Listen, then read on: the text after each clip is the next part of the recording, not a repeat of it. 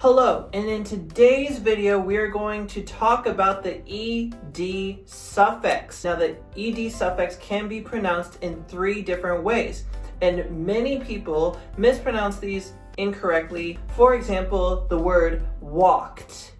What did you just hear? You heard walked. You heard the t, right? That sounds like a T. This, however, is actually the ed, but it changes to a t sound when it comes after a consonant that is expressed with a voiceless pronunciation. That is a voiceless consonant. Now, what is voiceless and what is voiced? The easiest way to tell is if the consonant or the last sound of the root word ends with a voiceless sound. The way that you can tell that this is a voiceless sound is when you use the tip of your mouth and not your vocal cords to pronounce the sound. That's how you can tell. So for example, shh is the tip of my mouth and I'm not using my vocal cords. This means that it is a voiceless sound. Now, let's think of the verb wash. If I add the ed to it to make it past tense, it would be washed. Okay? Hear that t sound? That's because the sh is voiceless. Let's take another example. The word pump. Here is at the very tip of my tongue and I'm not using my vocal cords. So we're going to add ed to it and it will be pumped. Okay? So this is a very important rule. Now let's go over voiced sounds or consonants. So a voiced one will have your vocal cords vibrating. For example, the letter N, you can hear the you can hear the vocal cords vibrating. Or Z, Z, you can hear your vocal cords. If you want to check, just put your hand right here on your throat to hear or feel your vocal cords vibrating. This means that it is a voiced sound.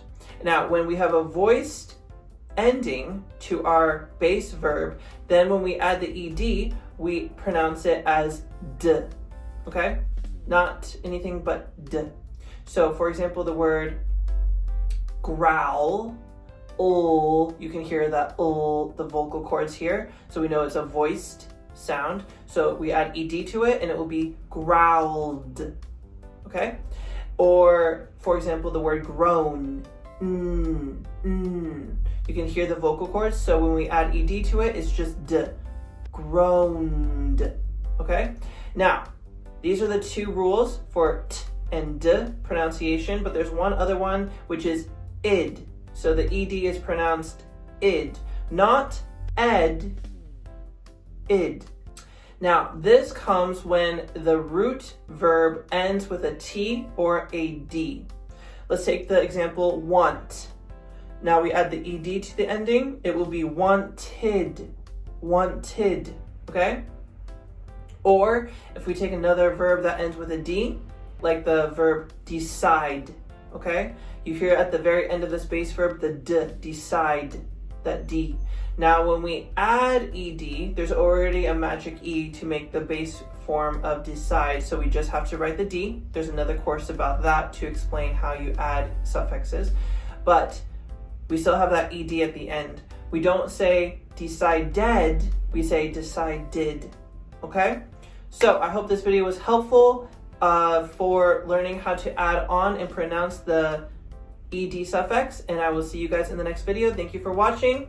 A quick introduction. If you guys don't know who we are a company in Hong Kong that specializes in teaching children phonics, speaking and listening fluency, and grammar lessons. We're located in Tai Po and in Jordan. If you'd like any information about our courses or how to get in touch with us, please WhatsApp us if you'd like to know more.